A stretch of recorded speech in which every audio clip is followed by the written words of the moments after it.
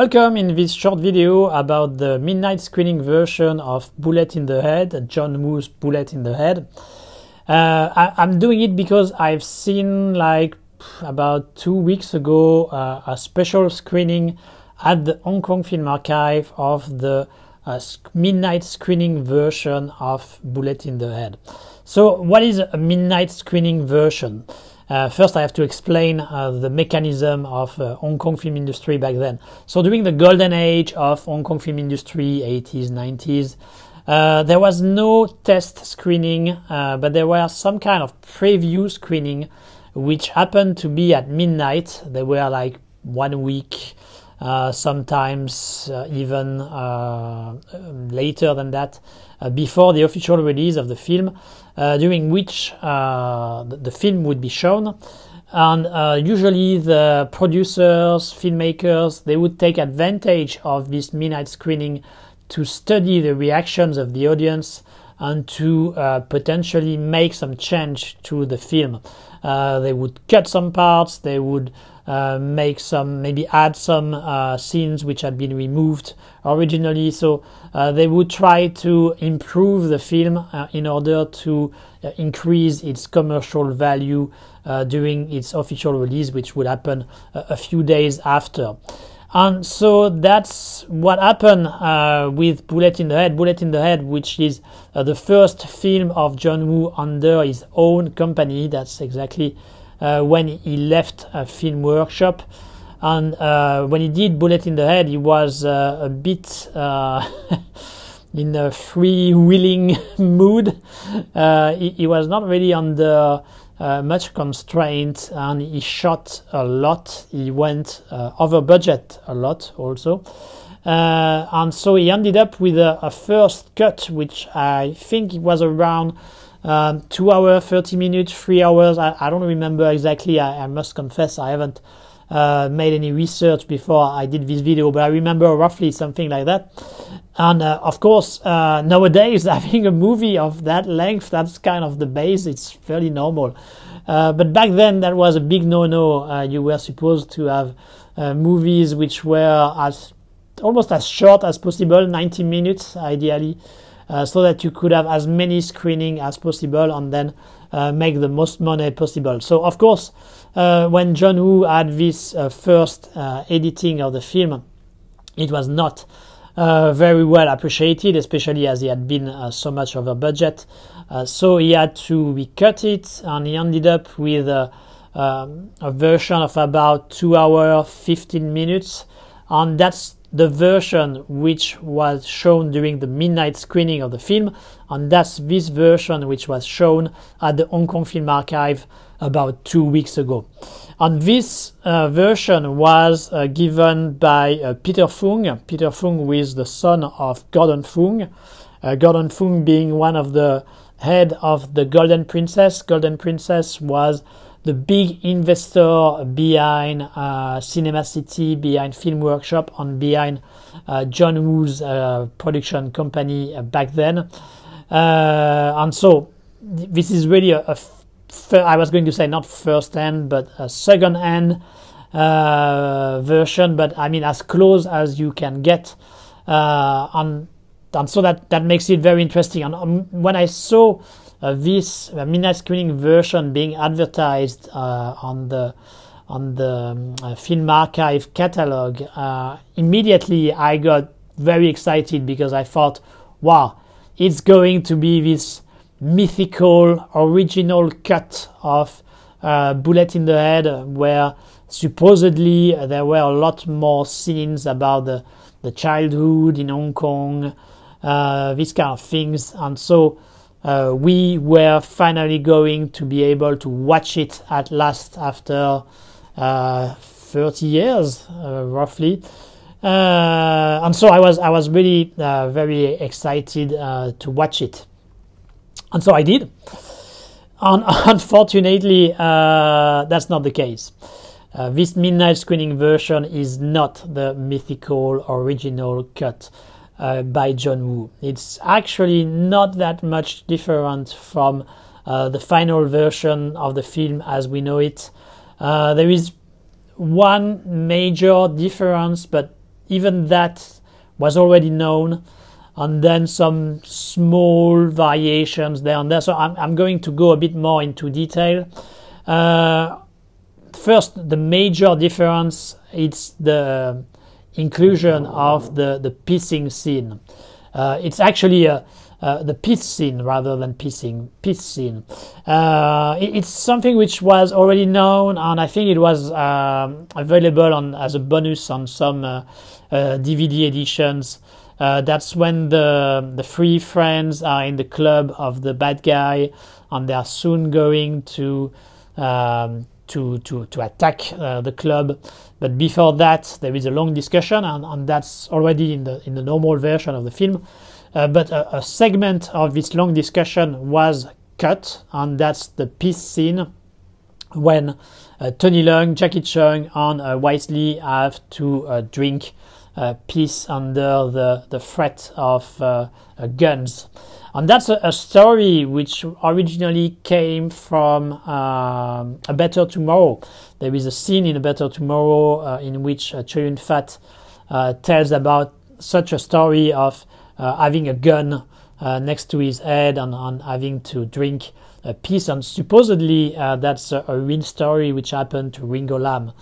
And this story being told in A Better Tomorrow was finally shown in A Bullet in the Head, which, depending on the versions, is kind of the unofficial prequel of A Better Tomorrow. That remains a contentious issue depending who you are talking with, who has worked on the film. So I won't say anything about that. But anyway, it has found its way from A Better Tomorrow to Bullet in the Head, at least in the midnight screening version of it, not in the final version of it, in which it was cut.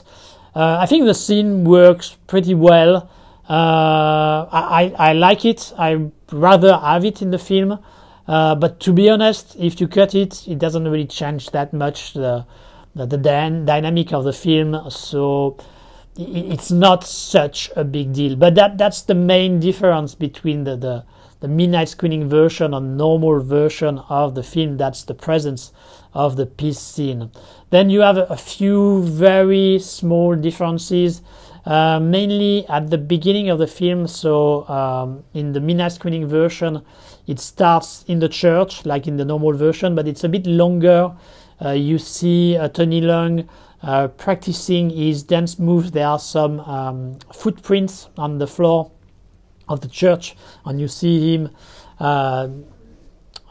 trying his moves by using those footprints as references, and then the camera moves a little bit up, and then you see the cross in the church. And then you have the same kind of opening as in the normal version, but there are some slight variations. I think there is a bit more shots with Tony teaching, showing the right moves, the right dance moves to the people. So it's a little bit longer on a few variations of shots there and there, but it's nothing major. Then you actually have some parts which are cut, mainly all the gore scenes. So as soon as it becomes extremely violent, it's cut a bit shorter in this midnight screening version. I'm not really sure why they did that. But for example, when Simon Yam throws a knife on a gangster and he gets it in the throat, and there is a big splurt of blood, that cuts just before the blood already goes up in the air. There are also the moment when the young terrorist is being killed by a Vietnamese soldier, South Vietnamese soldier. This kind of thing. So it's cut shorter compared to the normal version. And the last change, once again, extremely minor change. That's when Tony Leung finally go back to Hong Kong. In the midnight screening version, we actually have a date which is on the screen when he comes back to Hong Kong, and that's 1970.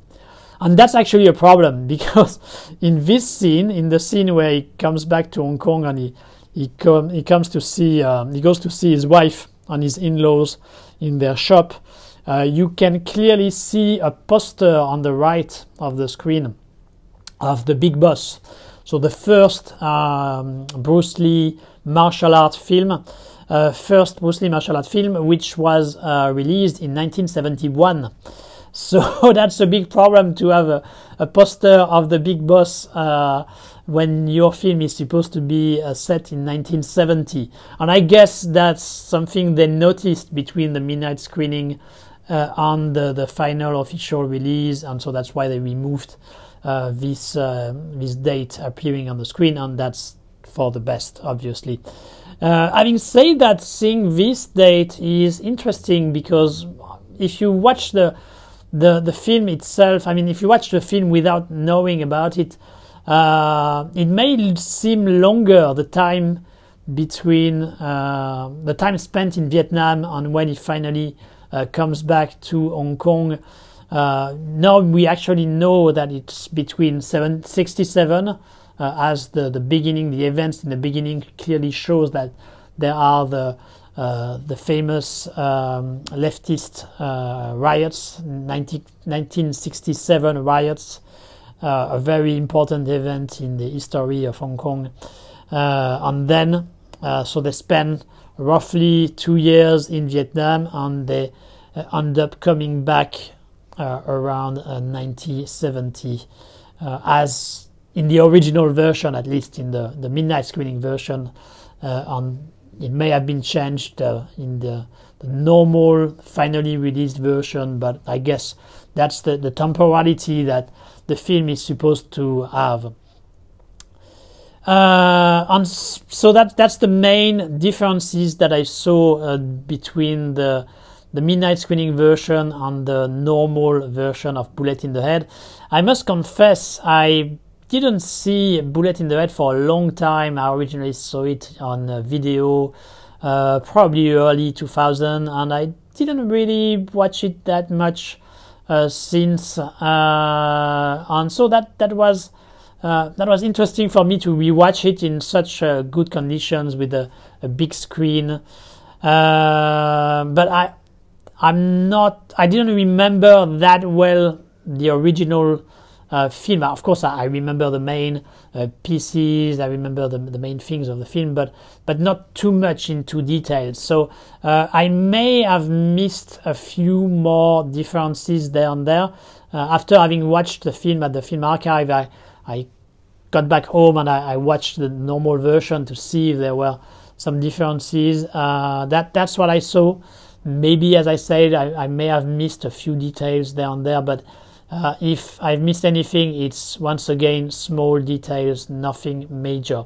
So in a way, this midnight screening version was a bit of a letdown because I was hoping for more, because I was hoping for the mythical first cut of John Woo, and that's not what I got there. So a bit of a disappointment, but not too much of a disappointment because, as I said, I was able to watch the film in very good conditions, and that made me appreciate the film more, I must confess.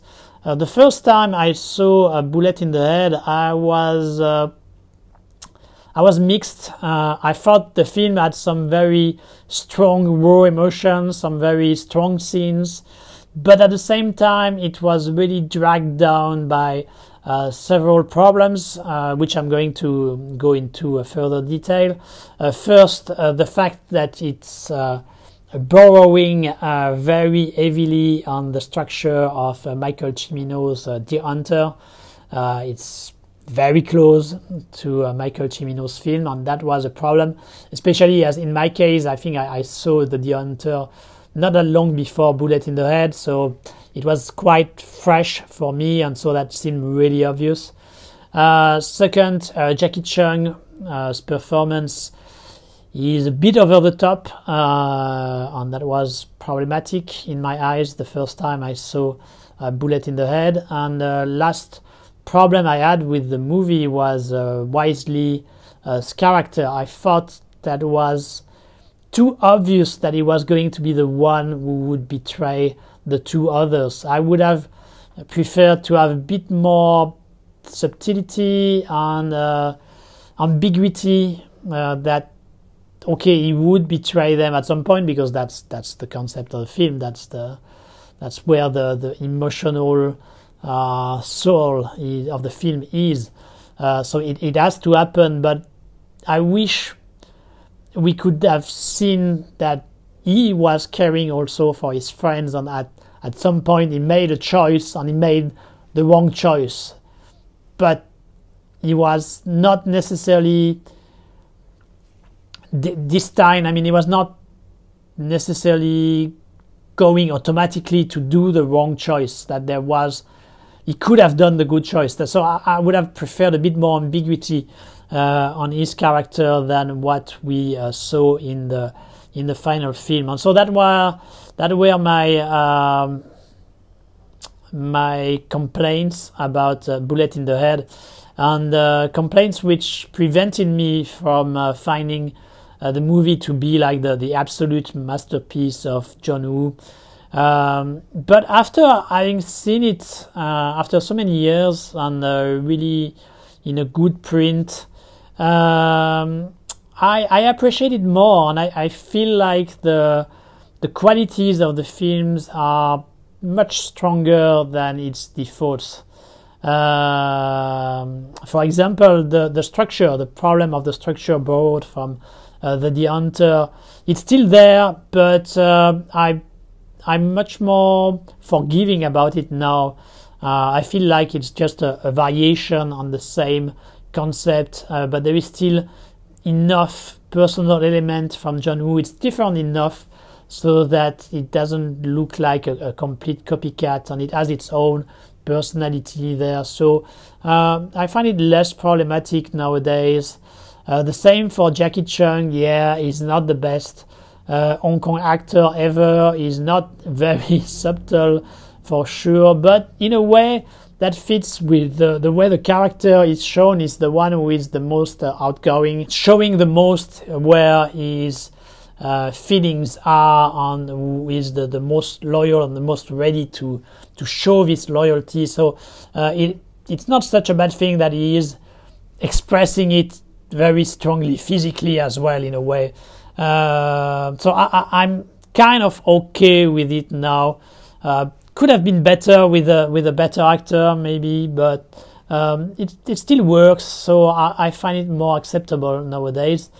And when it comes to Wisely, a bit the same. I think I still would have preferred a bit more subtlety in his character, but I like the scene at the very beginning of the film when he's introduced for the first time, when we see him with his father who is a former nationalist Kuomintang soldier, it seems, and who now has to work in the street, and who teach his son the importance of survival at any cost. And so I thought this scene is actually very important, and I had kind of forgotten about it. And I think it sets the tone for the rest of the choices of the character, and that makes it more understandable in a way, even if once again I thought, and that's maybe partly because of Wisely performance as well, but I thought it would have been a bit better if he had expressed a bit more the friendship he had for Jackie and Tony, so that we could feel the drama in him when he has to choose between survival, the money, and his friends. So I would have preferred this choice to be a bit more dramatic in a way, while in the final movie it's you see it coming from afar a bit too much. But still, reviewing it, as I said, I accepted it a bit more compared to the first time I saw the film. So I was finally quite happy to see it again, and I appreciate it better now, 20 years after my first viewing. I would still not consider it as the best John Woo film. For me, that's still either A Better Tomorrow, either The Killer. That's the they can change position between 1 and 2. Sometimes it's ABT, sometimes it's the killer, sometimes ABT. But they are always my top 2 John Woo films. And then I would put Bullet in the Head actually in the 3rd position, and Hardboiled in the 4th. While I'm discussing Bullet in the Head, 2 or 3 more observations. First, I was a bit surprised by how strong the film was when it comes to the message regarding Tiananmen, regarding the handover. It's full of references to these events when there is someone protesting and blocking a tank, all this obsession about getting back the passport, which was something very present in Hong Kong during that time. The obsession of money, of course, through the character of Wisely. That was another thing which was going strong in Hong Kong around that time. And so there is a lot of references to these events, and it really struck me watching it in 2021 how in the face all these elements, political elements, were present in Bullet in the Head. And that made me wonder also how come the film was allowed to be shown in Hong Kong, because as you may know, there have been a new law here which allows the censorship to retroactively forbid the screening of films which are considered to be dangerous for the national security law. And so when I watched it, I thought, wow, I'm not sure this movie will still be able to be screened for a long time. For now it is, which is a bit surprising. I'm not sure if that will be the case in the future. I have some feedback from people who are working in the business that the censorship has become much harder since the new law. But it's more about the new films which haven't been released yet.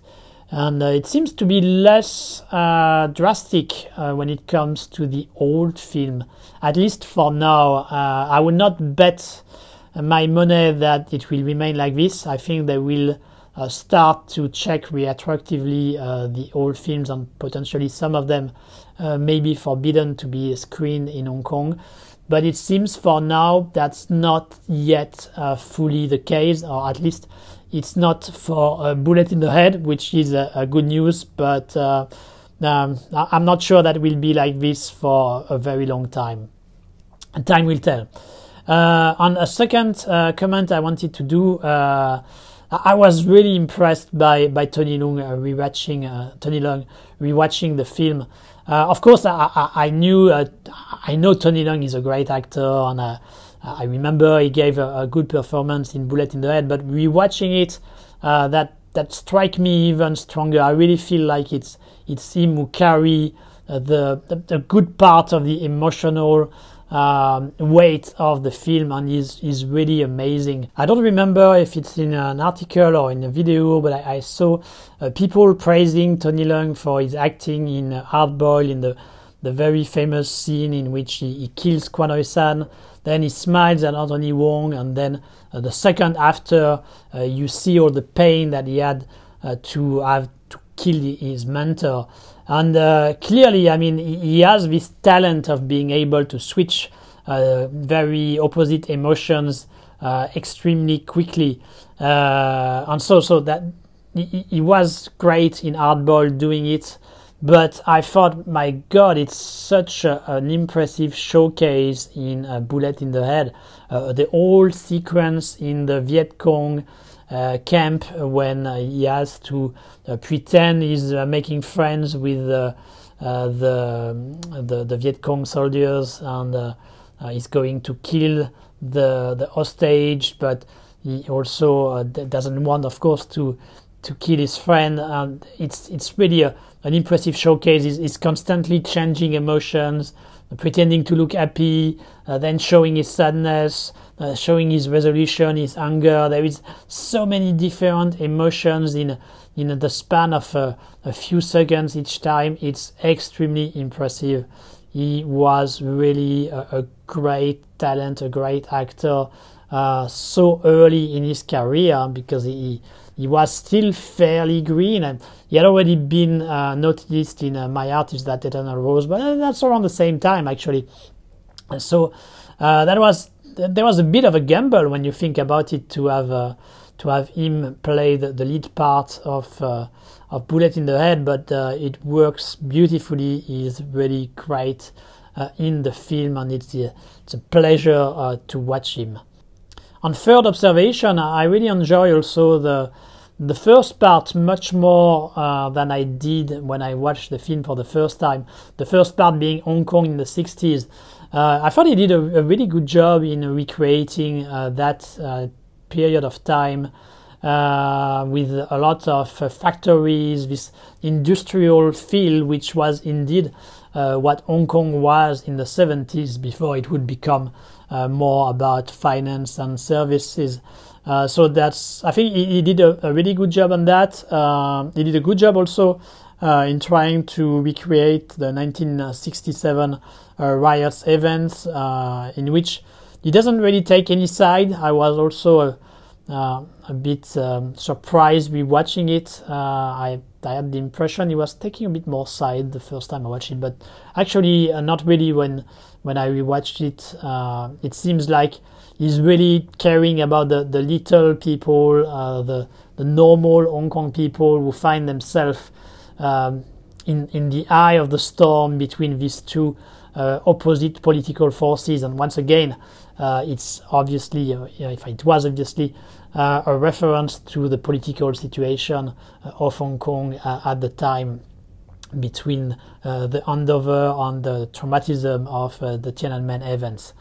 So really nice to see that part also, and just to see a movie from the golden age of Hong Kong cinema. That's when you see it, you see everything you are missing nowadays. Even if I still support the Hong Kong film industry, and I think they are still doing some very good film. I think they should be more supported for what they are doing nowadays. Still, you can see there was a magic which was really unique at that period of time in Hong Kong, even when they were sometimes a bit clumsy in the execution, even if it may not have been the best technically speaking. Even there were some problems with the scripts, but there was still this magic in front of the camera and behind the camera, so many talent behind the camera, which managed to deliver great films despite those flaws or problems. So it was a pleasure to be able to watch again Bullet in the Head in a good print, in a cinema screening. So yeah, real pleasure for me, and I enjoyed, and I don't regret having gone to this screening, despite not being exactly what I hoped for. But that's it for this short video about the midnight screening version of Bullet in the Head. I will find you back on the channel with a retrospective, with something about with an interview, with any of the different formats I'm proposing on the channel. Until then, watch as many films as you can and take good care. Bye bye.